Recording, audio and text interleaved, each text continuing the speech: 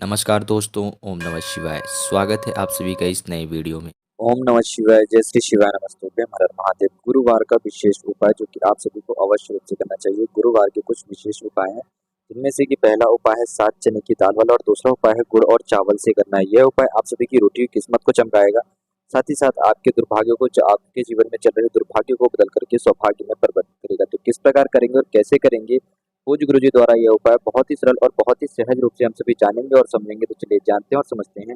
लेकिन प्लीज़ उससे पहले वीडियो को लाइक अवश्य रूप से करिएगा और यदि आप चैनल पर नए हैं तो चैनल को सब्सक्राइब ज़रूर रूप से करें। देखिए, इस वीडियो में हम 2 उपाय के बारे में बात करेंगे। पहला उपाय रहेगा हमारे जीवन में सुख, शांति, समृद्धि की प्राप्ति के लिए, साथ ही साथ धन पूर्ति की प्राप्ति के लिए, जो कि हम सभी गुरुवार के दिन कर रहे हैं। कोई सा भी गुरुवार पड़ रहा हो, हम सभी को यह उपाय अवश्य रूप से करना चाहिए। गुरुवार के दिन अर्थात भगवान बृहस्पतिवार का दिन होता है, अर्थात भगवान वासुदेव जी को समर्पित होता है और उस दिन हमें चने की दाल का प्रयोग अवश्य रूप से करना चाहिए। तो इसमें हमें कम से कम 7 या फिर 11 चने की दाल लेना है और 1 लोटा शुद्ध जल लेना है। इसमें यदि हम गुड़ का प्रयोग कर लेते हैं, गुड़ मिश्रित जल तैयार करते हैं तो बहुत अच्छी बात है। यह 2 सामग्रियाँ हमें तैयार कर लेनी है। अब यहाँ पर ध्यान दीजिएगा, चने की दाल इसलिए हमें सबसे ज़्यादा लाभदायक होती है क्योंकि चने की दाल पीले रंग की होती है और भगवान वासुदेव को पीले वस्त्र, पीला रंग सबसे ज़्यादा अत्यंत प्रिय होता है।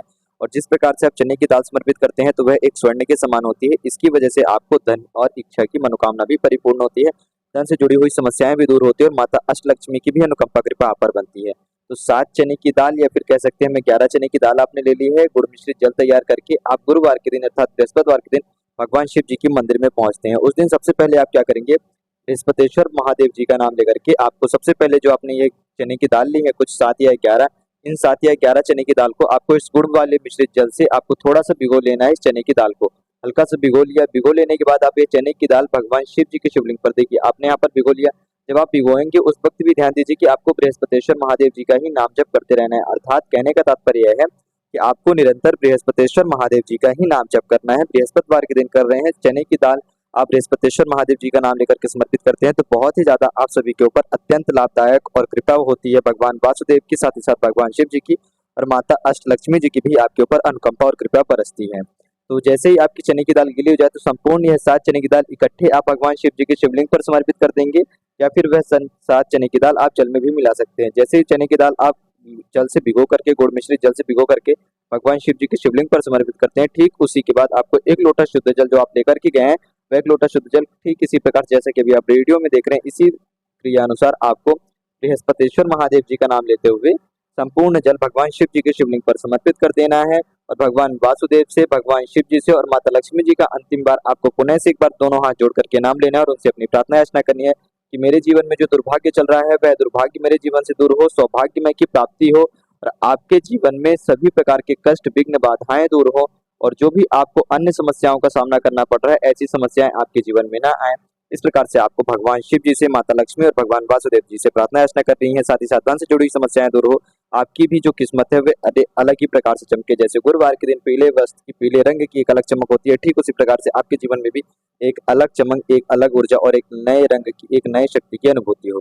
यह हो गया हमारा पहला उपाय। अब आगे बढ़ते हैं दूसरे उपाय के बारे में। तो दूसरा उपाय है हमारे जीवन में सुख, शांति, समृद्धि बनाए रखने के लिए, स्थिरता बनाए रखने के लिए, हमारे घर में जुड़े हुए ग्रह कलेश को दूर करने के लिए, पितृ दोष को दूर करने के लिए, यदि हमारे जीवन में गुरु दोष चल रहा हो तो उसको दूर करने के लिए, साथ ही साथ हमारे घर से कुल देवी देवता नाराज है तो उनको प्रसन्न करने के लिए। चावल जो हमारे जीवन में सुख और शांति, शीतलता लाएगा, गुड़ जो हमारे जीवन में प्रेम और उल्लास की पूर्ति करेगा, हमारे जीवन से कलेश को दूर करेगा। तो गुड़ और चावल हम सभी को यह दोनों चीजें इस जल के पात्र में मिला लेनी है। चावल कितने दाने मिलेंगे, तो चावल 7 या 11 दाने और थोड़ा सा एक गुड़ का टुकड़ा हमें इस जल के पात्र में मिला लेना है बृहस्पतेश्वर महादेव जी का ही नाम लेते हुए। और अंतिम में यह संपूर्ण चीजें मिश्रित यानी कि गुड़ और चावल मिश्रित जल हमको भगवान शिव जी के शिवलिंग में गुरुवार के दिन सुबह से लेकर के संध्या के तक के समय में हमें समर्पित कर देना है। यदि प्रदोष काल के समय पे करते हैं तो भी बहुत अच्छी बात है, हमारे लिए बहुत ज्यादा लाभदायक ही रहेगा। तो हम प्रदोष काल के समय पे भी इस क्रिया को कर सकते हैं। बृहस्पतेश्वर महादेव जी का नाम लेंगे जल समर्पित करते वक्त, उसके बाद ओम नमो भगवते वासुदेवाय नमः, ओम श्री महालक्ष्मी नमः, अर्थात सुख, शांति, समृद्धि भगवान वासुदेव की कृपा से, धन लक्ष्मी की कृपा होगी, माता अष्टलक्ष्मी की अनुकंपा कृपा से और जीवन में शीतलता आएगी, स्थिरता आएगी, ग्रह कलेश दूर होगा। ओम नमो भगवते वासुदेवाय का जाप करने से। तो ये 3 नाम मंत्र जाप करके आपको चावल और गुड़ मिश्रित जल समर्पित कर देना है। केवल ये 2 क्रियाएं हैं, यदि आपको दोनों में से कोई सी भी एक क्रिया करनी हो तो आप कर सकते हैं और चाहे तो दोनों ही कर सकते हैं। एक को सुबह कर ले और दूसरे को आप शाम कर ले।